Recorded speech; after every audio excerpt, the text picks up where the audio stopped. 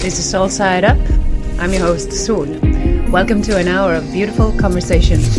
Open your heart and enjoy.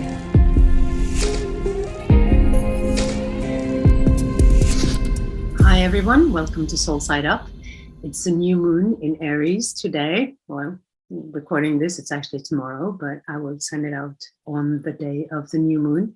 And it's also heralding a new era for my little Soul Side Up podcast, because I will also start doing these. I'm not sure if it's going to be monthly or weekly or, for the new moons or full moons yet, but I will definitely give out a little bit more astrology, just me talking to you who's listening right now. And I thought this particular new moon has been extremely inspiring on my mind. I've been thinking a lot about it. It's been coming up really strong in my own life. And maybe because it's such a potent time for our friend, our beloved Chiron, and themes that are very important in my life, like the balance between masculine and feminine energy, which would be important for anyone in anyone's lives, and also traumas, which is always underneath the surface. It's happening in every situation. We run into each other's traumas, we get these triggers, we are being triggered, and we live in a time where there seems to be, at least for me, evidence that a lot of our inner patterns are surfacing, and we have an opportunity to see what is going on under the surface. So things that were once hidden are not hidden anymore. And that's good. Just like the famous Oscars, what happened there? Why was it so uncomfortable for me to watch? What was it with that situation? And it was so rich. There were so many levels of it. Everything from humiliation to abuse to betrayal was in that situation. It was a perfect moment in time because it sort of gave us and served us information, not just pertaining to just these characters who were playing this drama of Chiron and Pluto and whatnot, and Aquarius. It also served us something that we might recognize in our own lives.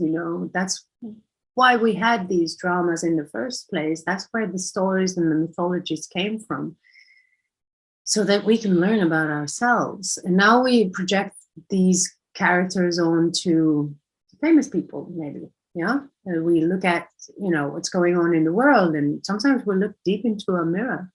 We look deep into ourselves.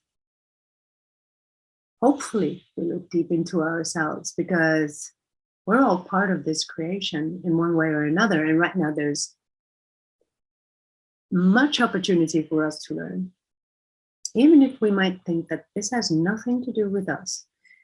The balance between masculine and feminine has always something to do with any of us. It doesn't really matter whether you're born in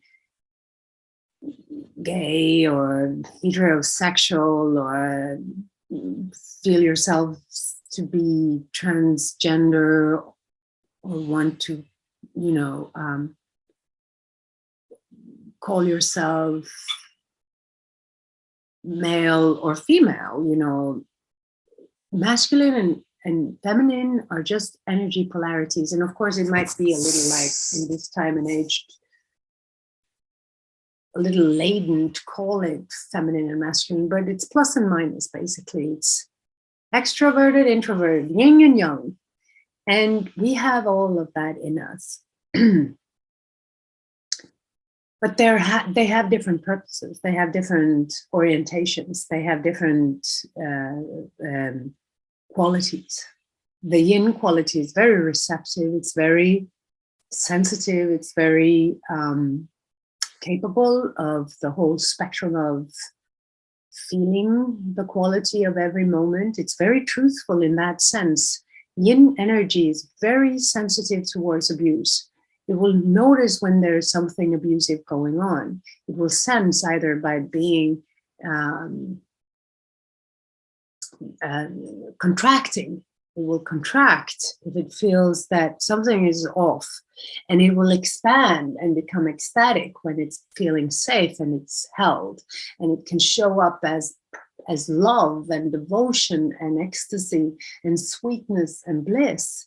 And when it contracts, it becomes neurotic, it becomes hidden, it becomes it can become toxic, it can become violent, it can become aggression, it's emotion, it's feeling, and it ebbs and flows like the moon. Masculine energy, or young energy, as we see it from the tantric realm, is it's steady, it's detached. If yin energy is attachment, it attaches onto something to feel its quality and give life to it. Oh, look at this. Shakti, the goddess, says, smelling the flowers, tasting the food, just being in life, being life. Then Shiva, young energy, is the opposite.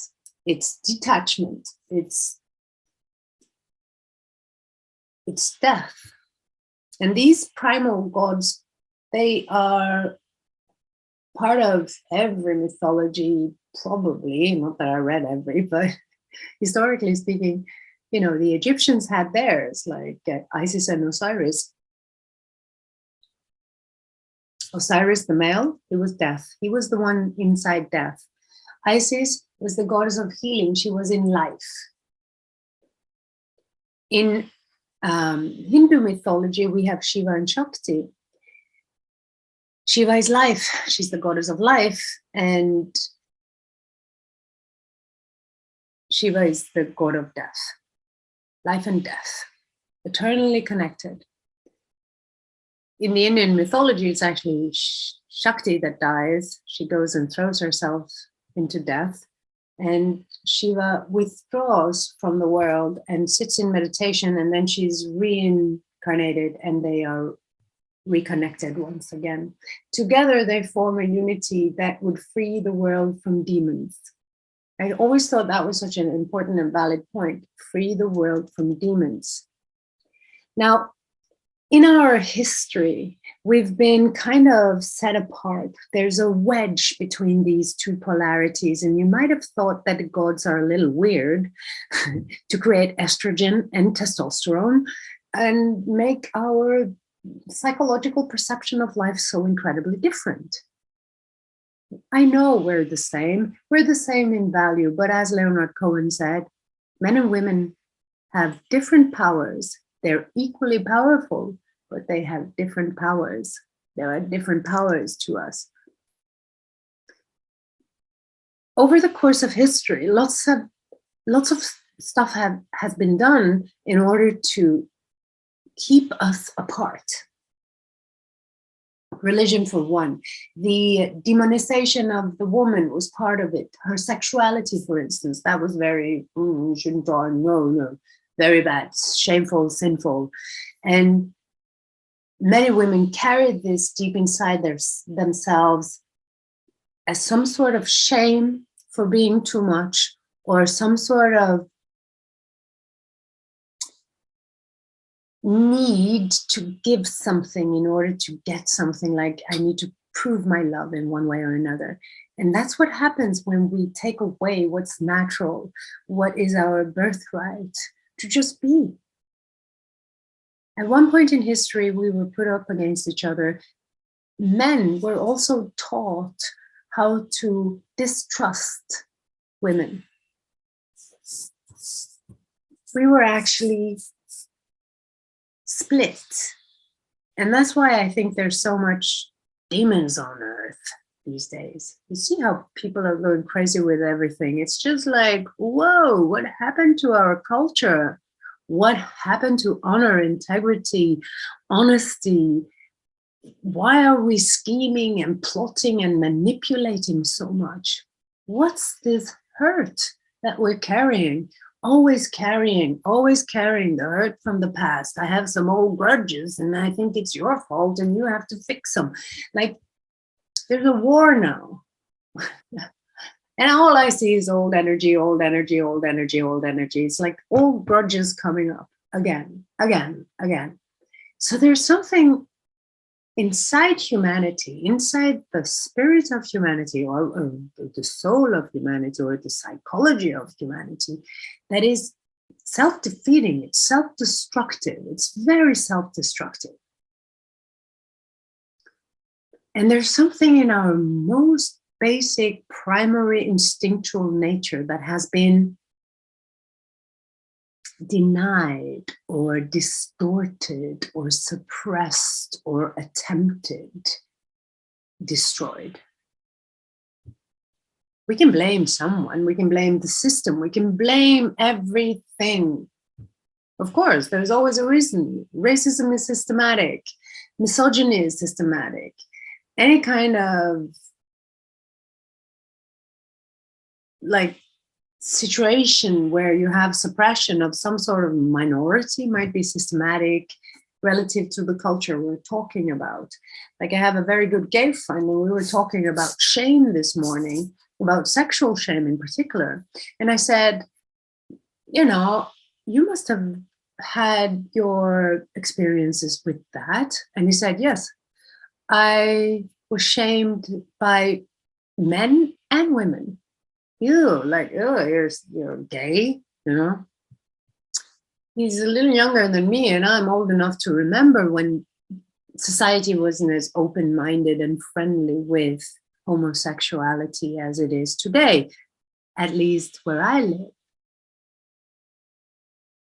So I know the journey was hard for a lot of gay people to come out of the closet, to conquer their own sexuality, to conquer their own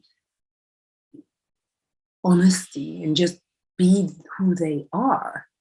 This new moon is conjunct Chiron in Aries, the wounded masculine. There is something in the instinctual nature that is wounded. That's what Chiron in Aries is telling us right now. And we saw it with the Oscars. What happened there? We know Will Smith comes from a past of violence. He saw his own mother being beaten by his father. There's like a trauma reaction to the whole thing that we need to probably become aware of before we start judging. Trauma requires compassion. If somebody judged my trauma, a friend of mine said earlier today, I would feel very bad. I would be very angry. Well, I would too. Somebody judged my traumas. Because my traumas sometimes make me behave like something I don't want to be, like a lesser me. I go down on my dignity. I just become one with compulsion. It's taking away my free will. So trauma is not always me shining from my brightest side. Trauma is me being human.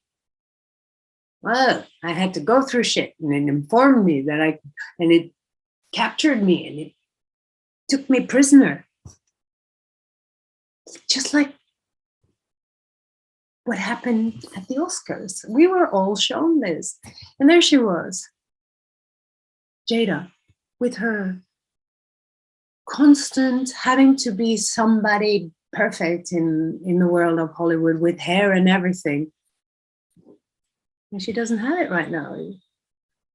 This illness that is taking away her hair is, of course, it's a vulnerable spot. Talk about, you know, I mean, here I am. I'm human. I know I'm a superstar, but my hair is not growing out. Damn, you know, I cannot live up to the expectations. And we can't always live up to the expectations that other people have to us, because we're being imprisoned by something else, our humanness. That's Chiron. Chiron is half horse, half man. He is wounded in his instinctual side, the hip. And it happened not because he deserved it, it just happened. That's the story of Chiron. It's not always something karmic, something you deserve, something you gotta fix. Not always. Sometimes you get to learn a lot about yourself by, okay, I did this to myself. But when it comes to Chiron, it's just about basic human nature. We are all being constantly bombarded by each other's traumas and triggers, and we live on Earth. Half of us haven't really woken up to emotional maturity, maybe even less. Some of us don't even have the opportunity to go around and being generous. Some of us strives to survive, and that's all they do. They don't have time to philosophize about their feelings. And then he goes up and he hits Chris. Wow. First, he sees that he abandons his woman. He sees that he betrays her. He started laughing. Oh, God, yeah, there you go. Confronted with your own shadow. Fresh Prince of Bel-Air, Mr. Popular, Mr. Charming. That's how you got around, wasn't it? Automatic response. There was so much juicy trauma material in that particular Oscars. It's like, oh, dear Lord. And just for the new moon with the wounded masculine Chiron. Kind of funny, huh? How everything works out in the end, how we are all being given an opportunity to see through the grand mirror what is going on. First, he laughed. He betrayed her. She felt abandoned. She gave him the look like, are you throwing me to the dogs here? Like a good woman would do, if you ask me. That would be an honest. Feminine energy does not take abuse very lightly. If she's honest, because men can also have it, if it's honest with itself, it's like, I'm feeling this, didn't feel good. That's feminine energy. You feel the quality of every energy, every moment. It's hard, but that's how there's no choice for a woman very often, but to feel the quality of each moment. And then there's no hiding.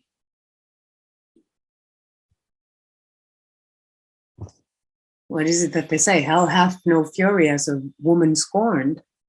It's a way of saying something, but it's also a way of expressing how feminine energy works. It really, really responds to its environment. So if it's abuse in the environment, it will respond. It cannot lie. So he sees this and then he's like, oh shit, I made a mistake. And then he makes another mistake. He acts on his trauma, he triggers. It's not a mistake per se, because you can't really blame people for being compulsive. But it is totally a moment of healing. This is an opportunity to heal. There's always forgiveness. There has to be forgiveness. Otherwise, we can't move past this point. So whatever you have been doing and you thought it was something you should have been doing differently, let it be. Meet yourself with unconditional love. It's the only way through.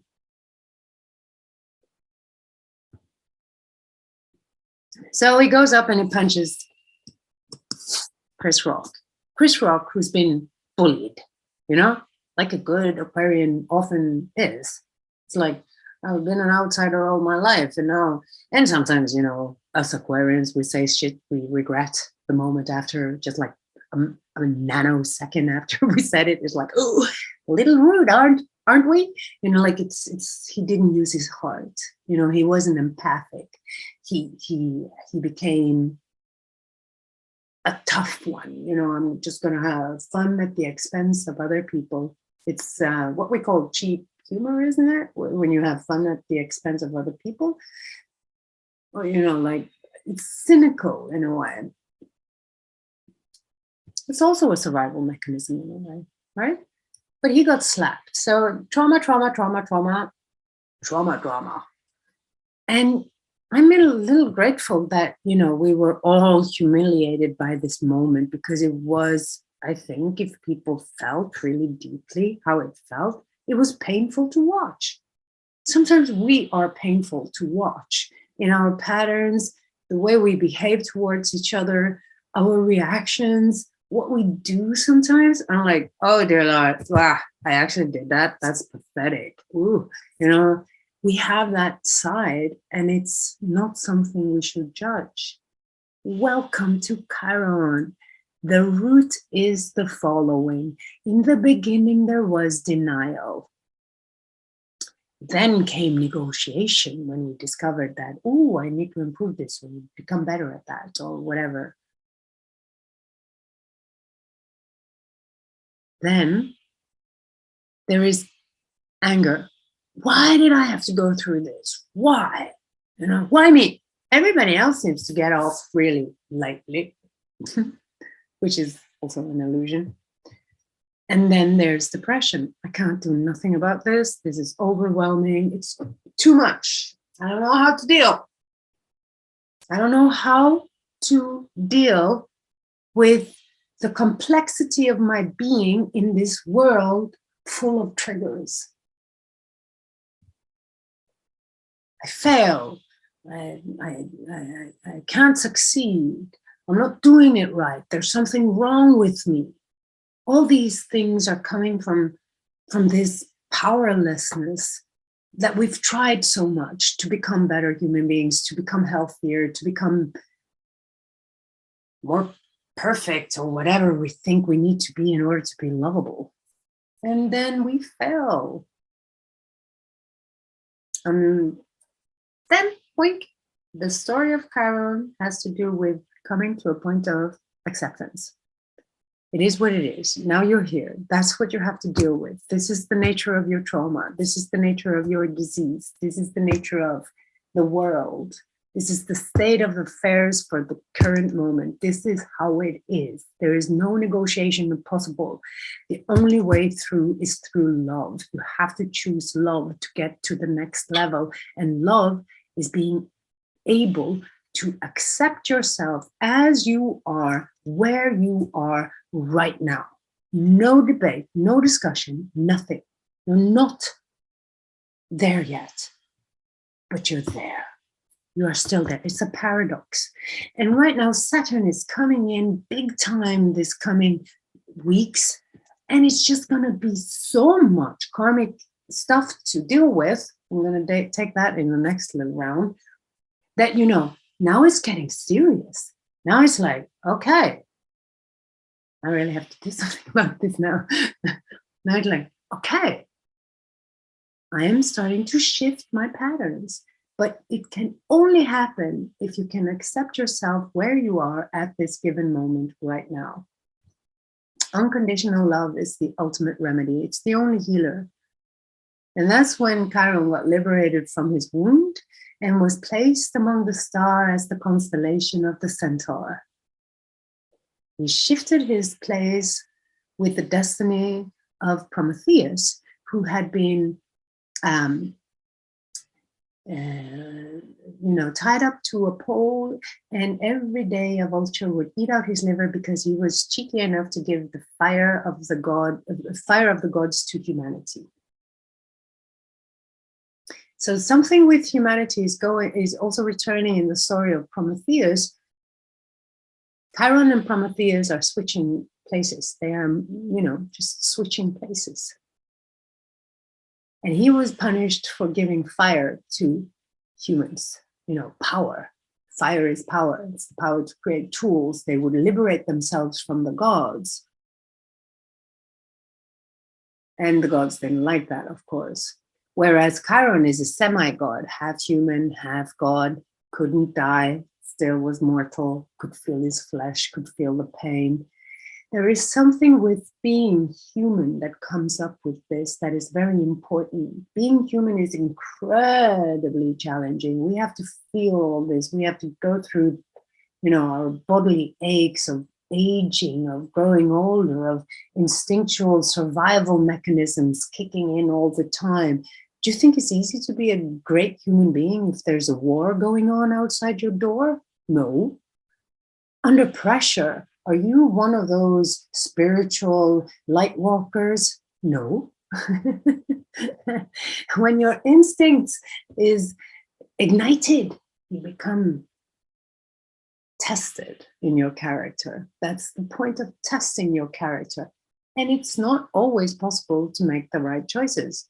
Reactive energy takes over. Eventually, in the course of evolution and with development of willpower, there is discipline. And then, of course, the situation changes. Instead of reacting to things, you are starting to respond to things. And that was, of course, the most humiliating thing with the entire Oscars, is that, dear Lord, the inner wounded child is still very much active in this situation. That's where we are. We haven't grown up yet. Saturn is a very clear message that growing old is mandatory. Growing up is optional. We can try. And we will succeed if we manage to accept our innate humanity. So the wounded masculine, the feminine and the masculine energy, is something we need to deal with sooner or later as a people. Why? What in the masculine is wounded? Where have we suppressed the natural masculine instinct? Because we need that in life in order to cut through bullshit and manipulation. Shiva had a third eye. It was open. He saw everything, and then he said it as it was. Today, we are not saying things as they are. We are politically correct, and we are scared of telling the truth sometimes, because we're scared of this yin energy that's been going crazy on planet Earth. Because without each other, without the yin and the yang, the yin energy goes crazy and the yang energy goes crazy. They need each other to function as a whole, to become free from demons. And I can't tell the truth if the reaction I get is hysterical. That would be just too much work for me, right? Now, I can't tell the truth if people is suspicious that I'm trying to hurt, that I'm abusive. And there's a lot of things going on in the masculine that I think has to do with this. I'm afraid that I'm like abusive. We carry this, like, I know a lot of modern men today are really feeling shameful for how women have been treated for centuries. And they suppress their own masculinity. And they're confused about how to express it without coming off as old school, as one of the old ways of doing things. The masculine energy is leading, it's dominance. And then the feminine energy can just relax and flow. It's the mountain and the river. And sometimes the river is dry, sometimes she's overflowing. I have both in me. If I am constantly being led by the river and I never go into the mountain poles, well, my life is suffering. And the people around me are suffering because I have no self-control, no self-restraint. It's drama, drama, drama. If I'm too much in my masculine, it's cold, it's detached, it doesn't really connect. It's avoiding, it's withdrawing, just like Shiva did. I'm withdrawing. So we need to deal, with these polarities sooner or later. And in order for us to do so, we need to have an open and honest discussion about what it is, because we can't be in denial of both the good sides and the bad sides of both of them. Both of them have a shadow side. There's toxicity in both masculine and feminine energy. And we need to have an open and honest discussion about it. As one of my most passionate, stuff going on in my life. And I think it's so interesting, because I wish somebody told me this when I went to school. They were like, it would be so much easier to understand why there's been so much betrayal in our society. Why there's so much hostility between the sexes, for instance, if we think heterosexually.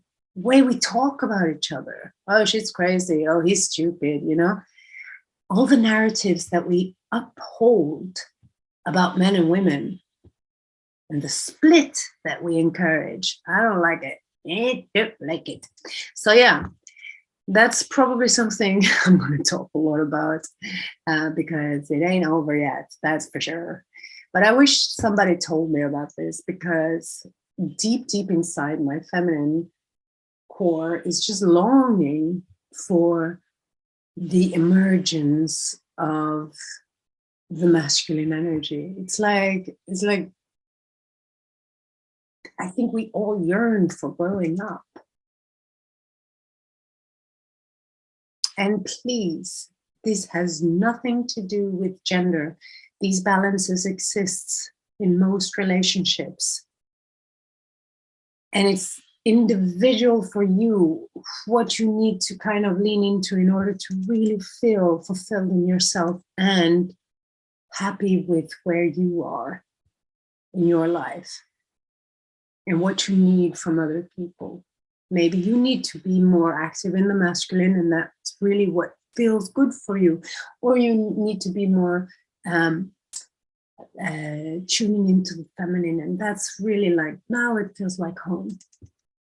But deep inside, there's always a divine balance between both of them inside. So we have them both. All right, sweethearts, thank you for listening. Have a happy new moon. Take good care of your humanity. And yeah, see you later.